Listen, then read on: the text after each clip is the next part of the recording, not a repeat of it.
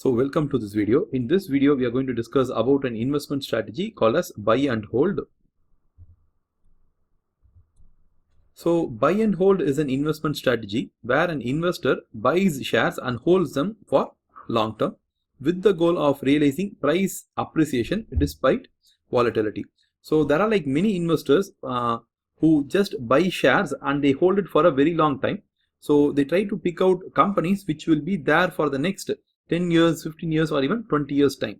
So the company should be producing good products, okay, or should have a great brand name which helps the company to be surviving for a very long time, okay, something like 10, 15, or even 20 years. So they buy these companies and they hold them for long periods of time. They're not bothered about the price at which they buy, okay, because over a longer period of time it doesn't matter like whether the price is high or low at the time when you buy it. So they just buy it. And the good thing about this investment is you also get a regular dividend, okay. If the company is going to declare dividend, you will be like getting regular dividend. But this approach implies confidence that the value of the investments will be higher in the future. So that's why they buy companies which are either an amazing brand or they produce a product which is like really amazing. Buy and hold investors do not sell after fall in price decline. So they do not sell a share just because the price has fallen down. So what they would usually do is buy and hold investors would buy more after fall in price decline. So these shareholders are like more convinced that the company they are like already having are good companies, and whenever their price falls like substantially, something like 20% or 30%, they buy more of that share, okay. So they feel that the market is not like properly valuing the company, so they buy even more shares. So that's about the buy and hold investment strategy. So they do not engage in market timing. So they don't think about whether the market will be higher from 1 year or whether it will be lower in a year. They don't try to time the market. They try to just find out whether the company is a good company and whether the products are good products and whether the company has a good financial balance sheet and P&L. So that's what their goal is. So selling a security with the goal of buying it again at a lower price. So they do not do that, okay. So they don't sell a share at 100 and they don't try to buy it at 80, because sometimes after you sell a share, the share price can go higher to like 150. So they do not engage in market timing. In the long run, there is a high correlation between the stock market and economic growth. So in the short term, you can't expect the economic growth of a country to be related with the stock market. But in a longer period of time, okay, the stock market and the economic growth are both interlinked, okay. So if you feel that the country will grow, most probably the stock market will also keep growing with the country itself.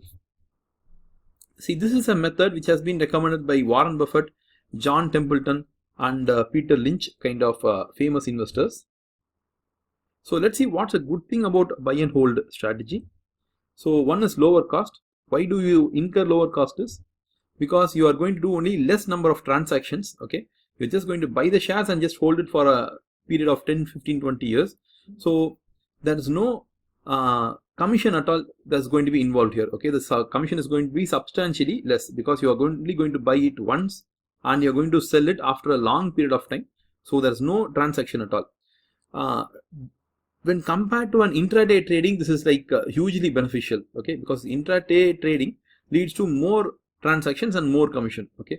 So usually all brokerages want you to trade a lot because that's how they can make money. But buy and hold is a strategy which goes against the share brokerages, okay, because you do not make them any commission, right? That's a huge problem for them. The second one is there will be lesser taxes. Why we have to pay lesser taxes? We do not engage in constantly buying and selling, okay. So we buy and sell only in a longer period of time. So you pay taxation only at the time of sale. So that's going to be like after 10 years or 15 years. So you don't need to worry about the taxation, right?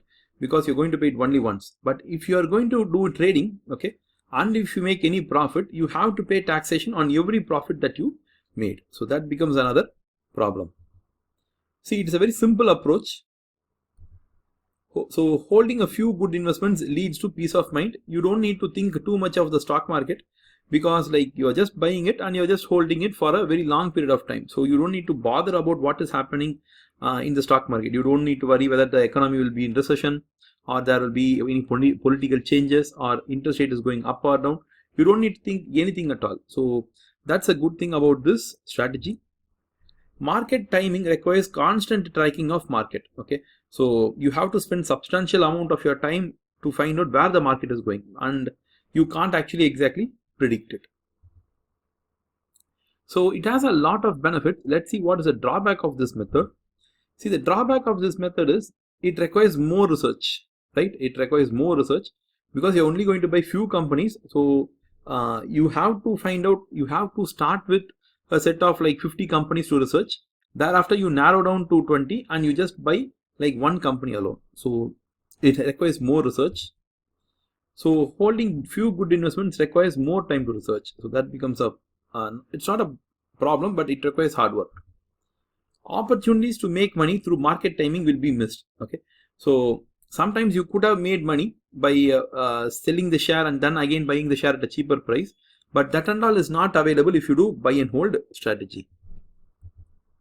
See, it requires enormous amount of patience, because sometimes when you buy a share and it might not go anywhere for the next like 3-4 years, thereafter it can move. Okay, so it requires a lot of patience, and it requires a lot of high conviction. Okay, you have to, your confidence on the investment should be very high. So that becomes another requirement here. So we'll look at all these things in terms of Warren Buffett and Coca-Cola.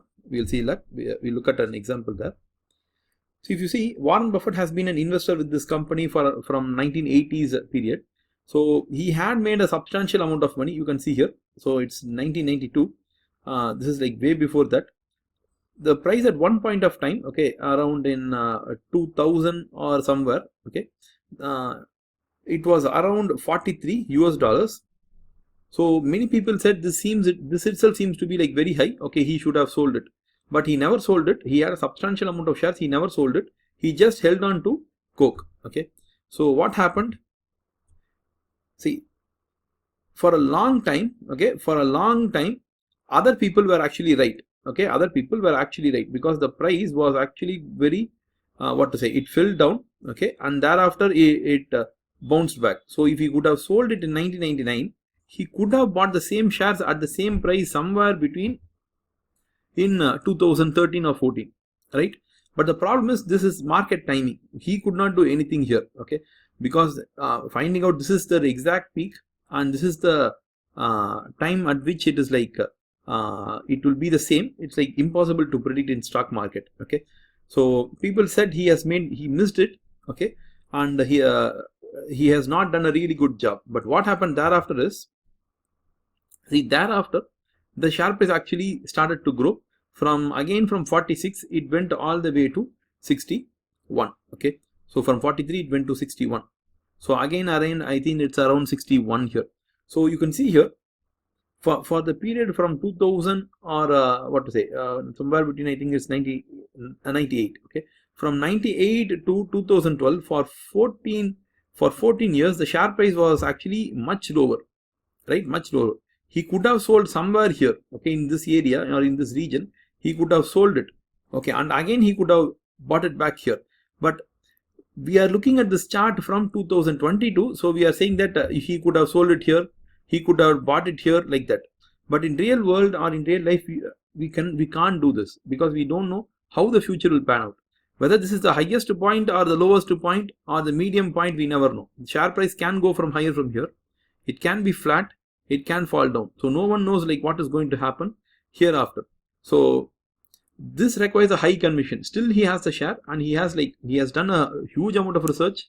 He follows his own mind, and he holds his share because of his high confidence in this company. So that is what high buy and hold strategy requires from an investor. So is buy and hold a 100% sure shot method to make money? So that becomes a big question here for us. The answer is no. Okay, just because Warren Buffett is doing that, that does not mean that we should also do it. Okay, because we can end up with loss also. Let's look at two examples for this. Example one is ICICI. So this share in 2000 would have been approximately 10 rupees, okay, and now it is 600 rupees. So in a span of 22 years, okay, 22 years, the price has moved from somewhere like 10 rupees to 600. So that is a 60x, okay, that's a 60x from 10 to 600. Or if you see in somewhere between, even in 2004 time or something, or even 5, you could have seen this share at somewhere between 60, right? So from 60 to 600, it's a 10x, okay. In between, okay, in between, the share would have given plenty of bonus, okay, share split like that. So that and all is ignored in this share, okay, it's not in this share. So dividends is not there, and share split, bonus share and all is not there. So if you take that and all into account, this company could have made much more money, okay. It's not even like 10x or 60x. It could have been like much more higher, provided you take into account bonus, share split and dividend, okay. But still, this is an amazing company to own, okay. There's no doubt about it. It's a pure buy and hold strategy which went correct. So let's see a buy and hold strategy which went wrong. So assume in the same time, okay, somewhere in 2000 or something, you bought this company. This company's share is also 10 rupees. It's Yes Bank. You bought at 10 rupees and it went all the way to 400. So that's a 40x, right? From 40x, in 40x you have achieved in 2018 or 19, okay. That is the highest price of this share. And thereafter, if you see, the share price collapsed and it actually came to the same 10 or 13. That means in the last 20 years, okay, in the last 20 years, you could have made nothing, okay, you could have made nothing. So your money is as same as that, okay. If you have invested 1 lakh, you will be sitting still with 1 lakh. You could have been happy that you're still sitting with 1 lakh, okay. But you have ignored the purchasing power of money, right? In 1 lakh, with 1 lakh in 2000, you could have bought so many things, but in 2020, you could not buy many things with that 1 lakh, okay. That's a problem. That's a problem. So you can say that I would have exited here, but that and all is like fairy tale. You couldn't have exited here. You could have exited somewhere between here or even here, okay. So we can't say exactly how much of profit you could have made in long term, okay. That's a problem here. So buy and hold strategy will not work in all the in all places with all companies. So if you see both the company share price put together, so we'll take 2015, okay, as the starting point for this race between ICICI and Yes Bank. If you see, ICICI is blue and Yes Bank is yellow. So you could see here. So that means the price has actually doubled, okay. So the price would have been 300 here. ICICI share price would have been 300. From 300 it has went to 600. So that means if you have put 1 lakh here, it would have easily become 2 lakhs, okay. 1 lakh would have become 2 lakhs because it's a 2x company. And if you put another 1 lakh in Yes Bank, okay, it would have become 0, okay. Somewhere it's like 92% down. That means it's like totally wiped off. If you have a portfolio of 2 lakhs, 1 lakh in ICICI and 1 lakh in Yes Bank, both of them would have been how much today? Your ICICI part of portfolio 1 lakh would have become 2 lakh, and Yes Bank portfolio would have become 1 lakh would have become 0. That means put together you will be sitting with the same 2 lakh, right? So you started with 2 lakh, you ended with 2 lakh. So this tells you that buy and hold strategy works well, okay, only when you have an amazingly good company. Somewhere you should be able to forecast that the company will be there for the next 10 years, 20 years, like that.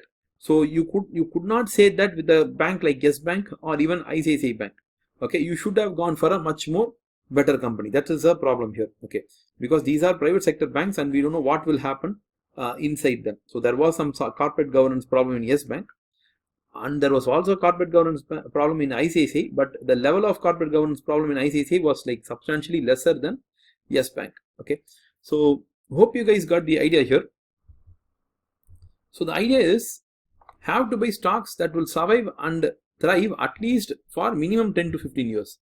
You should have high conviction or confidence in picking up stocks, okay. So you should be really intelligent here.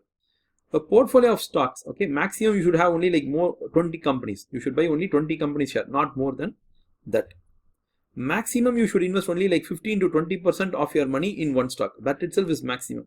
So you should invest around 15% in a single company, because even if it is like totally bust, something like Yes Bank happens, okay, one share you bought and that is like Yes Bank, 15% is gone, right? So at least you should have some other companies which are good, okay? So maximum investment should not be more than 15%, okay? So hope you got the idea with buy and hold strategy. So if you want to find out like which are really good companies, you can buy this book and read it. It's called as Quality Investing, Owning the Best Companies for the Long Term, okay? So it's by an amazing author, Lawrence Cunningham. So you can buy this book and you can read it. It gives you plenty of advice in terms of how to find out really good companies, okay? So that's it from our end. So you guys can reach me at my website. You can also connect with me on LinkedIn.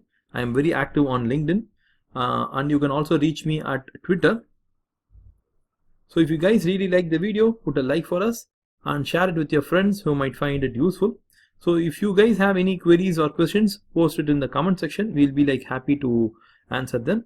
If you guys have any other ideas for further videos, you can put it in the comment section. We'll be like creating a new video on that topic also. So thank you guys. We'll meet in the next video.